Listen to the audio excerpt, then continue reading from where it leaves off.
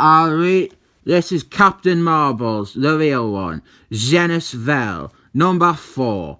And right now, I bet you are confused, cause yesterday I reviewed Captain Marbles, the real one, genis-vell, number 4. Well, this is his other series. They relaunched it, cause Captain Marbles, the shit one, Karen Daggers, she is not the only character that can be relaunched. This guy, his first ongoing, it got to issue 35, which is a number that Karen Daggers' Captain Marbles has never reached. And this series, this one here, this lasts until issue 25. Another number that Karen Daggers can't seem to hit. It is worth noting though, actually, it's worth noting, Karen Daggers, as Miss Marbles, she actually had a series that got 50 issues. And that was only a year before Mary Sue DeConnick and Stephen Wanker ruined her by making her into Captain Marbles, the shit one. This issue, this one, it is the same writer as before, but it has got a completely different tone. The thing was, the other series lasted 35 issues, and that is commendable really. That is quite a lot of issues for a comic from this era.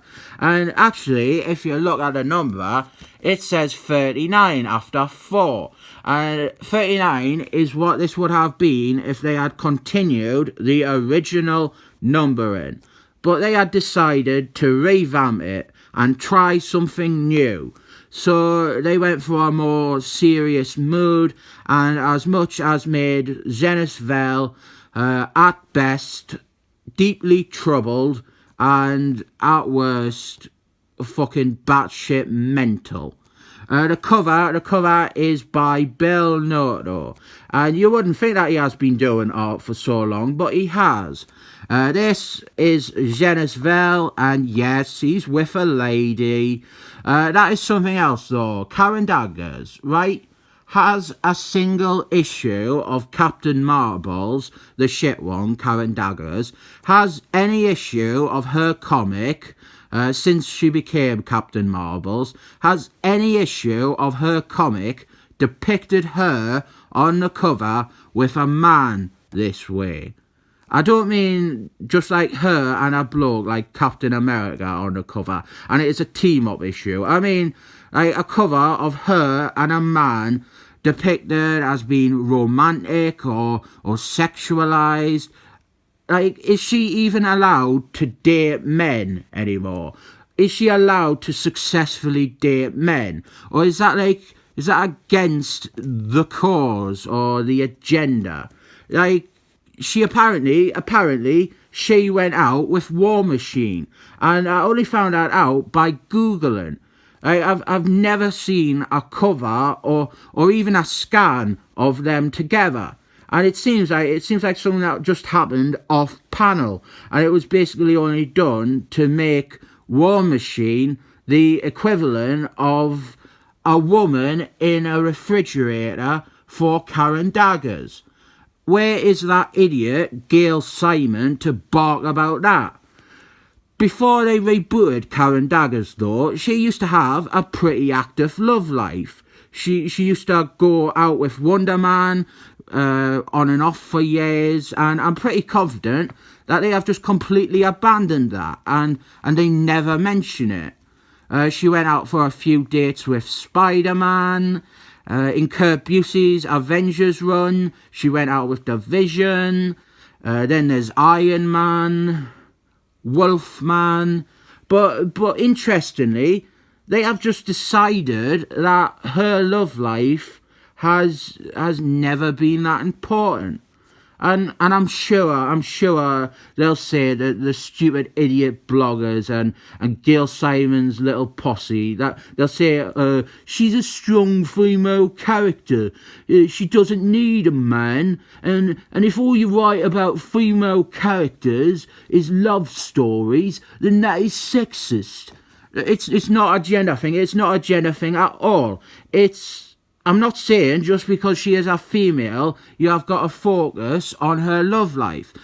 Every character, every good character, has at least some form of a love story in them. Spider-Man, he has got loads of love stories. Superman, he has got Lois. The Excellent Men is effectively a soap opera half the time. It is not sexist. It is part of the fucking medium. It's a part of nearly every fucking story or narrative ever written. Name me one character, one main character from something who is huge and iconic and known worldwide, who does not have a love interest or at least a very prominent love story in their history. I will be honest with you, these all Captain Marvel's reviews, they are more a chance for me to vent about Captain Marvel's, the shit one, Karen Daggers. Previously on Captain Marvel's, the real one, genis-vell, he went insane and he has trapped Dickie Jones in a sideways dimension. And right now, genis-vell is having sex with the cosmic lady off of the cover, and it is quite steamy. Meanwhile, Dickie Jones, he plays his guitar in this dimension. We don't know what song he is playing, but all the freaky aliens seem to be into it. Let's say that he is playing Johnny B. Good, and it is like Return to the Futures Part 1. And one of these aliens is gonna go over to a phone and be like, "Hey, is this Chuck Berry? Yeah, I always call you by your full name. Well, I think I've found your new sound." Captain Marvel's, the real one, genis-vell, he has joined the Kree military, and he is a captain. Oh, that is something else to talk about. Karen Daggers, right? She is an Air Force major. Why is she Captain Marvel's? That's a demotion. And honestly, I have seen so many of those idiot blogs, fucking the Mary Sue, shite like that. I have seen them state that it is great that she has finally been upgraded to a captain. Like the character has only existed to be rechristened 50 years after her creation. And the thing, Marvel, he was a captain in the Kree military, so he is Captain Marvel's. Monica Rambeau, she was a patrol captain in New Orleans, so she is Captain Marvel's. genis-vell here, he is a captain in the Kree military, so he is Captain Marvel's. Karen Daggers, she is a major in the Air Force. Why is she Captain Marvel's? I fucking hate it. Anyway, genis-vell, who is a very sexual character, very sexually active. I said before, in the other video, I think, he might count as pansexual or polysexual. At the minute, he is banging his colonel's wife. And this bit here, it is a bit dodgy. Beautiful woman though, lying on a bed, very beautiful. But the dialogue is concerning. Is she dead? Well, yes, I was wondering that. No, she is not. Oh, well, that is. Not yet, but the day is young.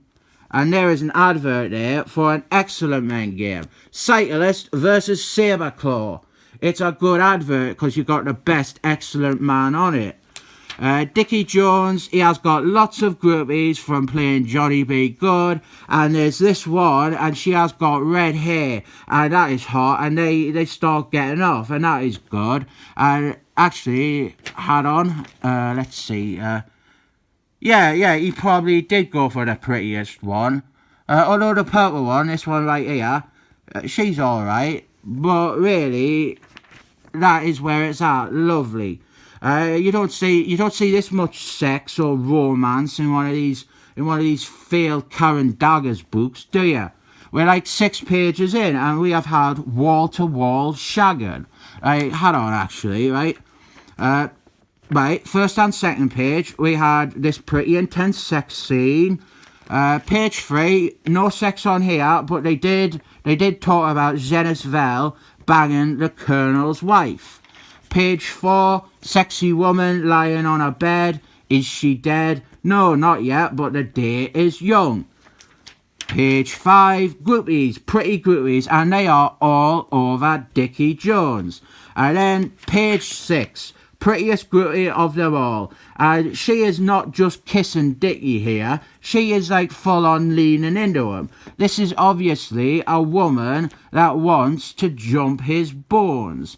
And now page 7, the sex stops. The Colonel, he is yelling at Captain Marbles, the real one, genis-vell, for sleeping with his missus. And genis-vell, oh, he's a right little shit stirrer here.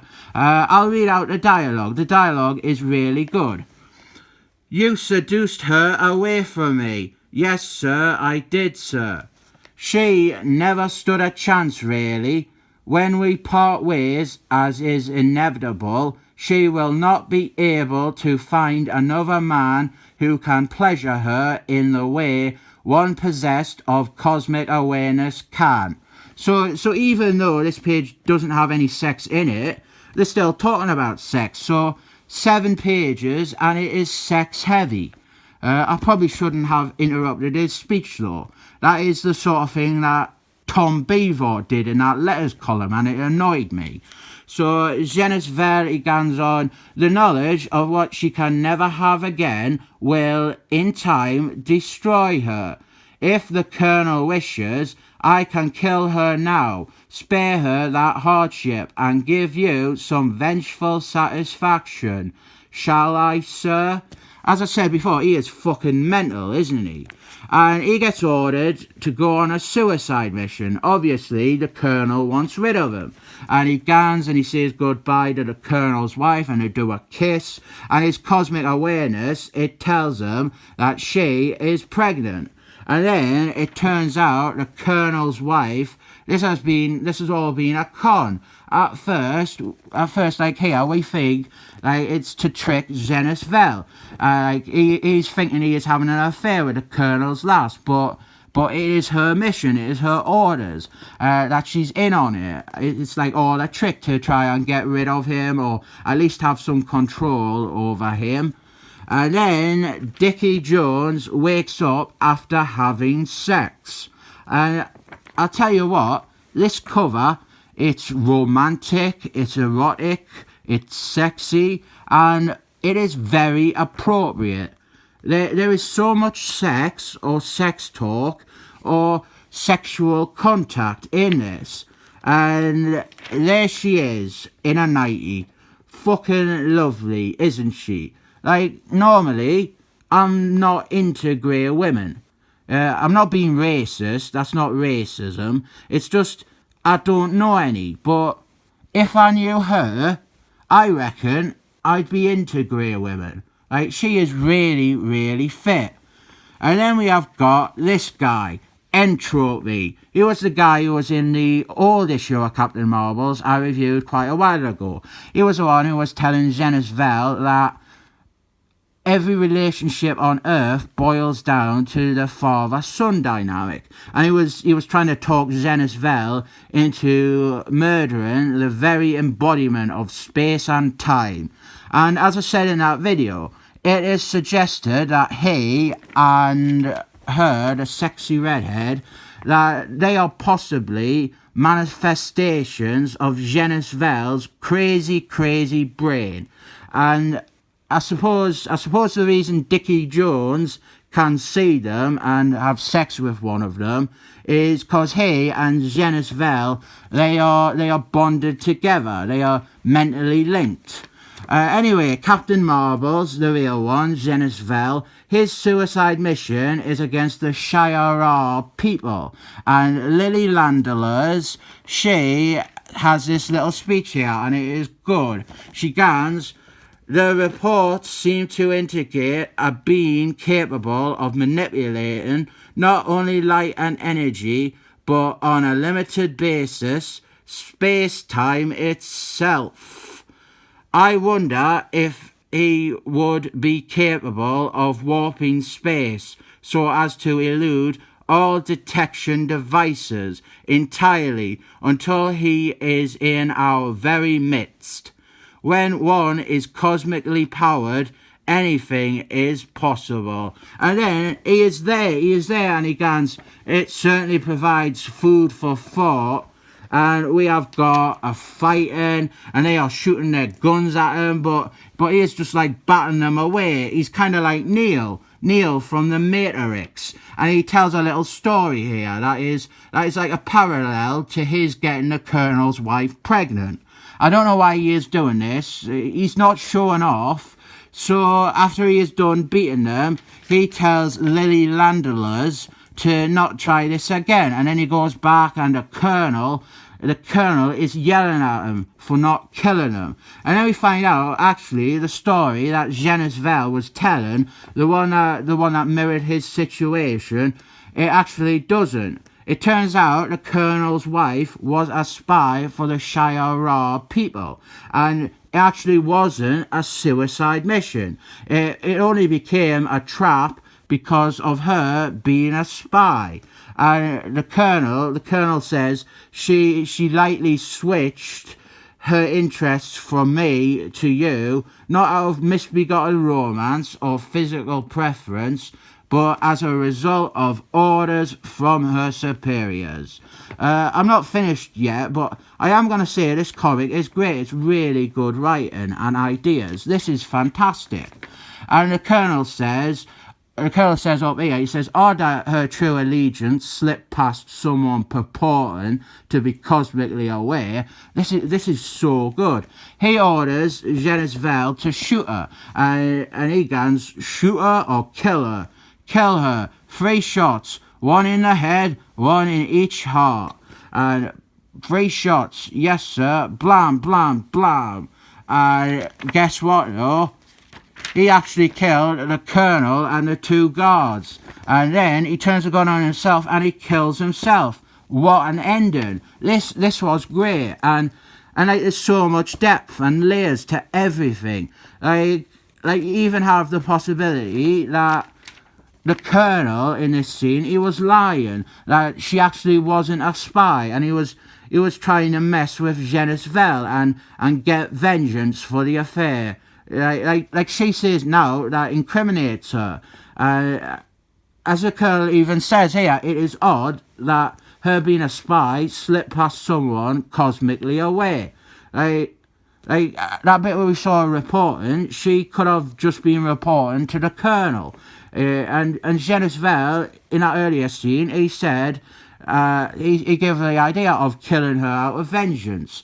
Or maybe it is all true. Maybe she was a spy and the Colonel was up front. And maybe Genis knew it all. He knew she was pregnant. He knew she was a spy.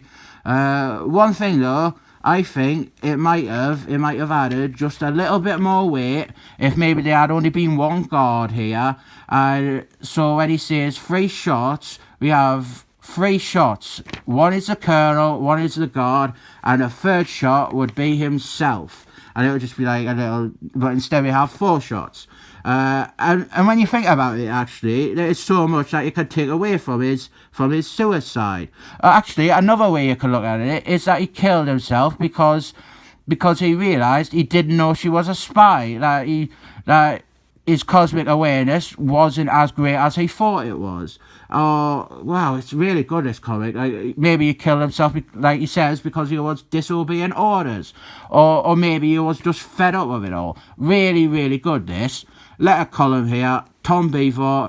He doesn't do that annoying thing interjecting into people's letters, but here, he doesn't reply to the letters at all. He is lazy, as I said. He doesn't reply to any of them. He just does the copy for the next issue at the end. This comic, this is great, this one. The art is by Ethan Ross. I didn't know that. Really good comic, this, though. Easy 7 thumbs up.